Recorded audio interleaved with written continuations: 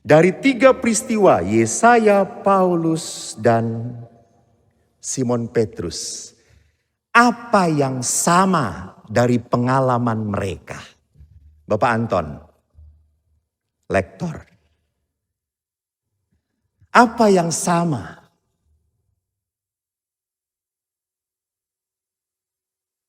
Sama-sama mereka laki-laki, betul.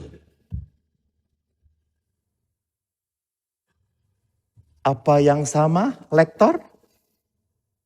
Mbak? Hah? Awalnya tidak percaya dengan Tuhan, kemudian percaya dan mengikuti Tuhan Yesus. 50. Saya cari yang 75. Kur, yang kipas-kipas. Anda kan kipas-kipas jangan supaya otaknya menguap gitu ya. Apa yang sama dari 3 pengalaman ini?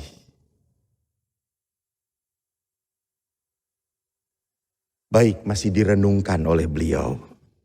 Kita tunggu minggu depan ya jawabannya. Oke, janji. Sip.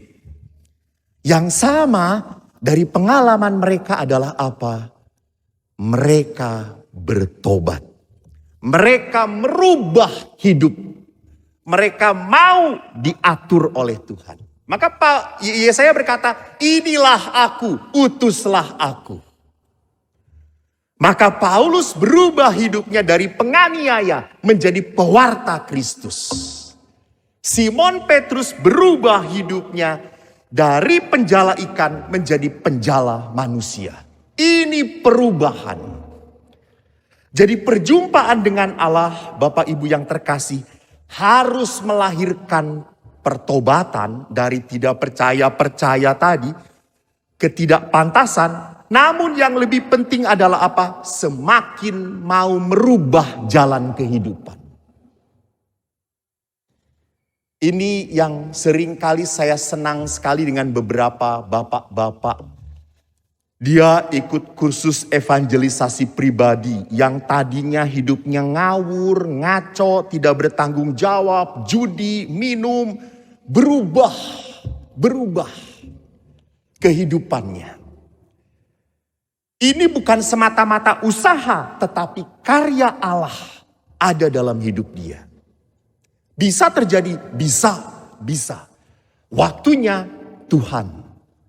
Asal orang itu mau menyediakan dirinya. Untuk apa? Untuk bertemu dengan pengalaman Allah. Ada orang-orang tertentu juga yang ikut perayaan Ekaristi. Mendengarkan firman Allah, terketuk hatinya dan berubah kehidupannya. Ada. Suatu hari saya sedang rekreasi dengan teman-teman imam yang satu angkatan dengan saya. Waktu itu Monsinyur belum menjadi uskup, jadi kita berendam sama-sama. Pada saat kita berendam biasanya kita cari yang sepi sekali. Di mana orang-orang tidak datang malam Jumat. Biasanya ada ketakutan kalau malam Jumat. Karena malam Jumat itu kan makhluk-makhluk halus berkeliaran. Termasuk kita berkeliaran. Jadi kita itu berendam di Ciater.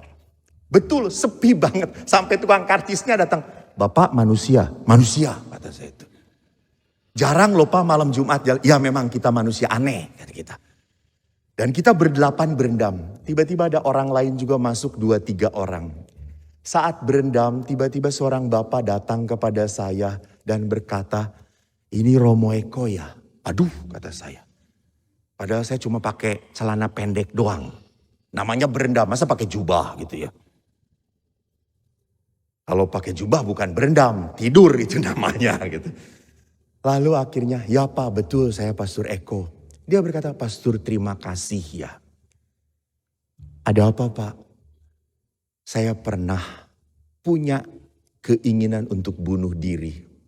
Dikala ditinggalkan istri saya dan anak-anak saya. Saya penjudi berat Pastor.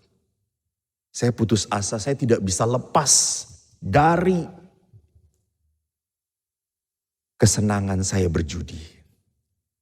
Suatu saat pastor mengadakan sebuah kebangunan rohani dan pastor berdoa, saya merasa disentuh oleh Tuhan.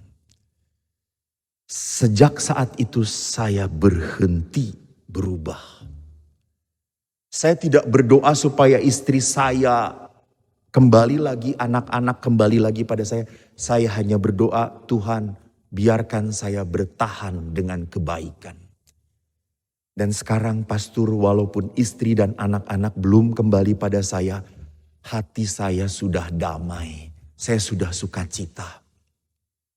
Saya tahu istri saya pergi, anak-anak saya pergi karena kesalahan saya. Saya tidak mau mati sebagai orang yang konyol, tidak tahu diri. Saudaraku, pengalaman dikasihi, dijamah Tuhan, tanpa membawa perubahan hidup, bukanlah pengalaman iman sejati. Pengalaman dengan Tuhan yang tidak merubah hidup Anda adalah pengalaman kegagalan cinta Allah tumbuh dalam hati Anda.